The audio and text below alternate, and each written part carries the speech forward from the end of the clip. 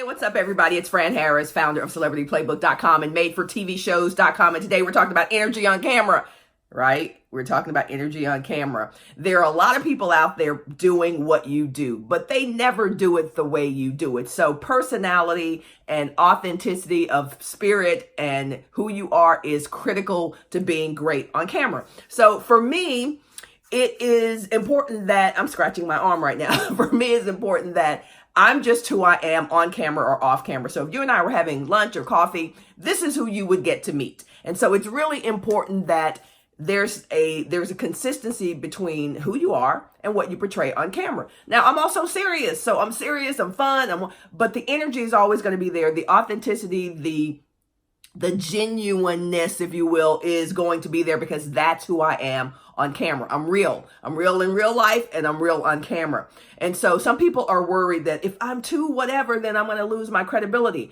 Well, the people who are watching you have probably stumbled upon you because there's something about your message or your personality or your delivery that resonates with them, right? So what brought them to you is what's going to keep them coming to you, right? And so should you have energy? Should you do this fake energy thing when you get on camera? No, you should do what's authentically you because that's what you're going to be able to sustain. That doesn't mean that you don't need to bring up your energy.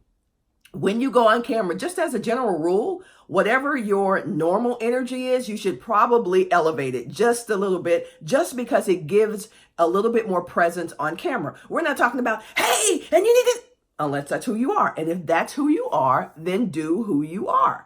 If that's not who you are, it will come off as very fake. And therefore, again, you will not be able to sustain it. Now, when I train and coach people to be on camera or to get their own shows or to get on television, we do talk a lot about energy because no audience member is going to get up at 6 o'clock in the morning to listen to you talk like this. They're just not going to do it. Nobody is going to be looking at the evening news and having you sitting there going, well, the interest rates are coming up to about 7.4 in real estate in El Paso. Like nobody wants to listen to that. So there's a place you need to get to based on who you are and keeping the audience's attention, because that's what the medium of television is about. It's attention getting, it's attention seeking, and it's attention keeping. So you need to be able to get someone's attention and also keep their attention as they are watching you be on television. All right, that's the thing. Or on video. Forget television, just on video. Be who you are, but understand that it's a visual medium. And so there has to be something that keeps people's attention as they are watching you. Okay, I hope that helps you, hope that serves you. Until next time, go out there, make your move, make your mark, and make your difference. And bring up the energy. See you soon. Hey, it's Fran Harris, founder of CelebrityPlaybook.com and MadeForTVShows.com. Got a great question through Twitter last week.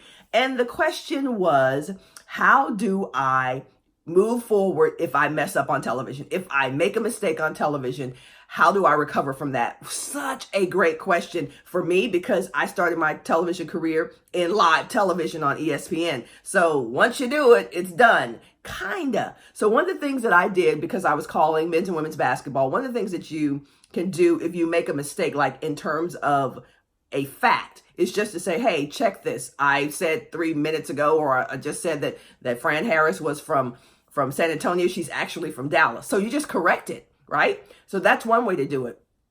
And so if you are on television and you make a mistake, you give out the wrong information, or you say that a house is located in a certain subdivision, or that Henry VIII was the whatever, right? Just get the opportunity, make the opportunity to correct yourself. And even if for some reason in a live environment, you can't do it, because sometimes you will actually, let me finish that thought. You know what? Let me finish that thought. So sometimes in a live environment, you can't do it because it's just short. It's like a minute or whatever. One of the things you can do is to talk to the host afterwards about maybe putting something on the website, because sometimes people will have your segment live and then they will have show notes or websites and those kinds of things, or URLs on their website. Just ask if you can do a correction, like you see in newspapers or magazine. Hey, the editorial team would like to edit or correct something that was said on this morning's show. You can do that. There are a number of different ways you can do it.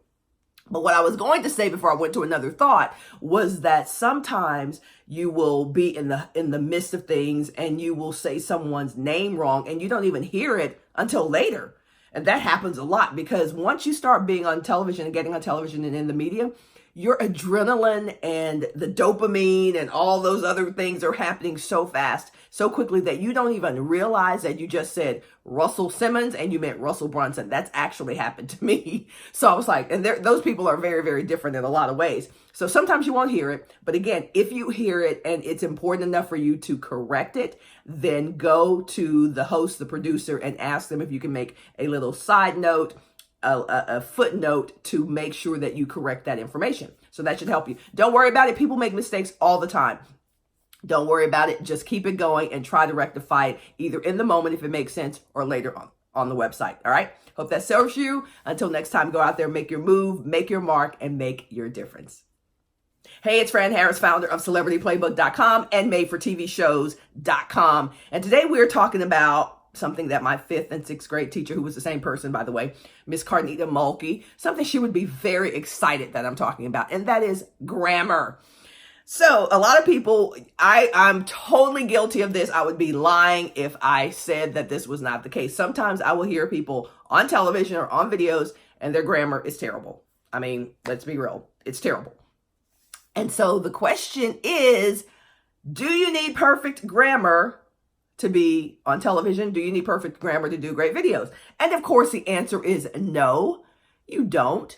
I don't know a whole lot of people who are perfect with grammar, but I do know a lot of people who are very good at grammar, and therefore it's easy to listen to them because they're not making mistakes here and there or whatever. So here's the thing. Do you need perfect grammar? No. Should you aspire to say things the right way? My personal belief is yes. If you're just doing videos online, then maybe it's not important to your audience. Maybe your audience likes to hear you dangle participles and do those kinds of things. Maybe your audience is not offended or doesn't care about that kind of stuff. They just want the goods. So it's about your audience. Knowing the answer to that question is about what matters to your audience. And you can say, well, I thought you just told us, to be authentic. Yeah, but authentically you sometimes needs to be better. Just being honest. Sometimes who you are authentically needs to be better for the audience that you're serving. Now, again, if your audience does not care about grammar and your sales are not suffering and your audience is growing and people just say, oh, that's just Fran, she's got terrible grammar, we're not going to worry about that. Or that's just Steve, he's got terrible grammar, we're not going to worry about that.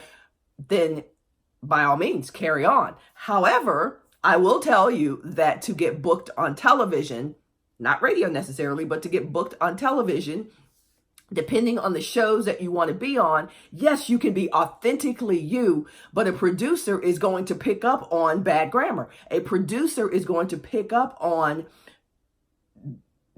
terrible spelling, terrible diction, terrible whatever. They're going to pick up on that. And it may or may not affect your ability to get booked. And booked and booked and booked, which is the whole point, right? Is once you start getting on television, you want to sustain that momentum. You want to continue to get rebooked and rebooked.